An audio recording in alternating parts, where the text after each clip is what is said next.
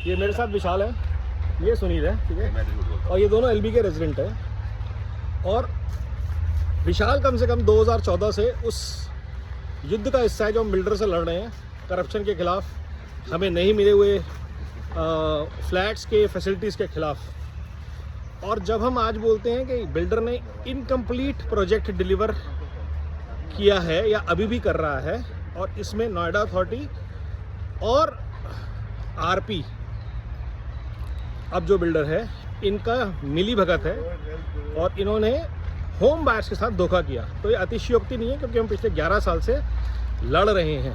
NCLT में गए, NCDRC में पहले थे, लेकिन फैसला आज तक नहीं मिला, क्योंकि ये जो लॉबी है ये गेम को घुमाती है।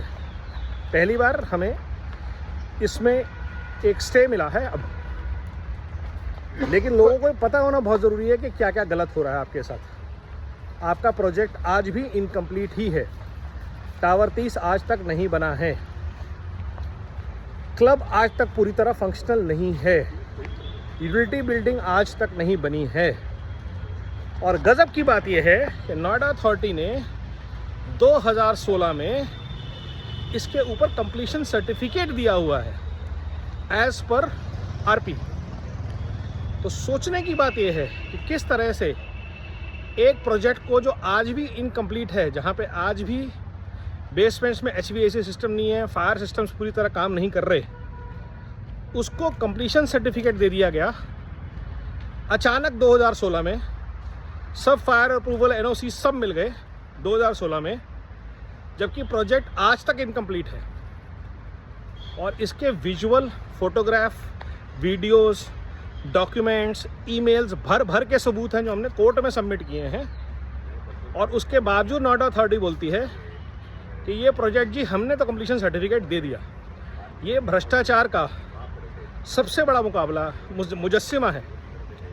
और 2016 में ही क्यों हुआ, 2014 में इसी नोएडा अथॉरिटी ने ये सारे सर्टिफिकेट्स रिजेक्ट कर दिए थे, क्योंकि आपका प्रोजेक्ट कंप्लीट नहीं था।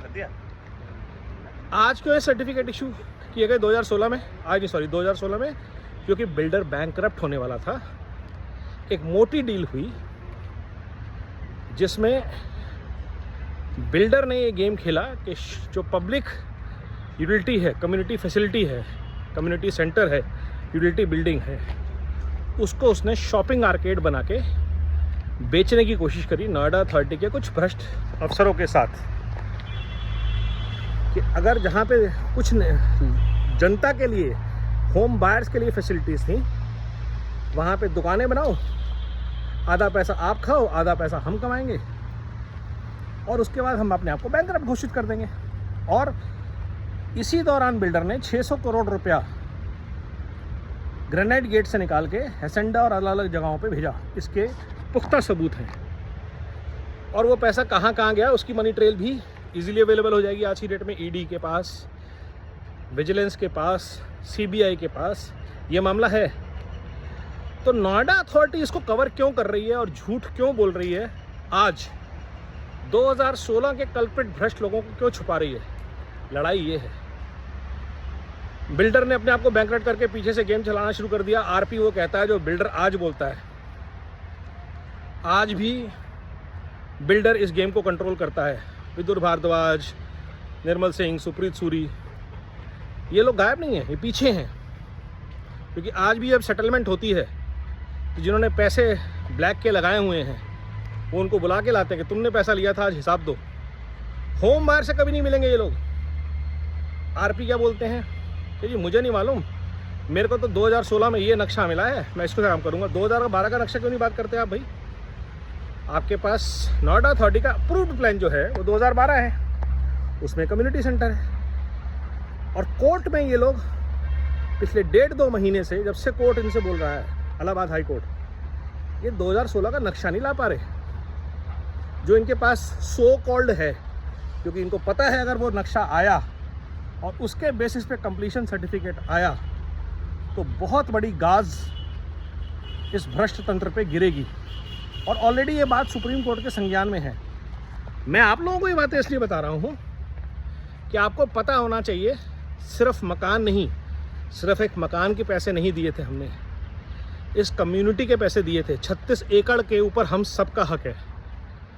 एक एक फैसिलिटी पे, क्लब पे, बिजनेस सेंटर पे, लिफ्ट्स पे, फायर फाइटिंग सिस्टम्स पे, वाटर रिचार्जिंग फैसिलिटीज़ पे, हार्वेस्टिंग फैसिलिटीज़ पे, एसटीपी प्लांट पे, जेनसेट पे, इन सब पे हमारा हक है।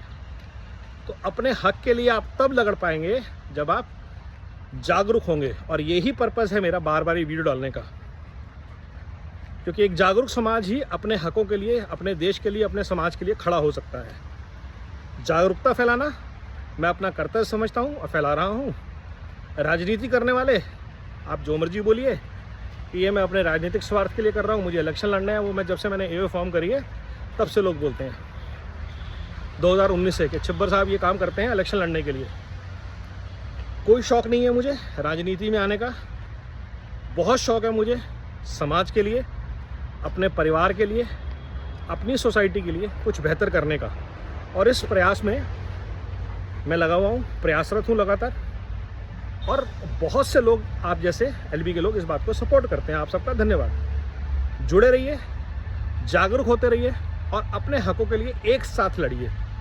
जो भी आपको रेजिडेंट प्रॉपर्टी डीलर लड़वाना चाहता है वो बिल्डर का दलाल है, भ्रष्ट है। जय हिंद।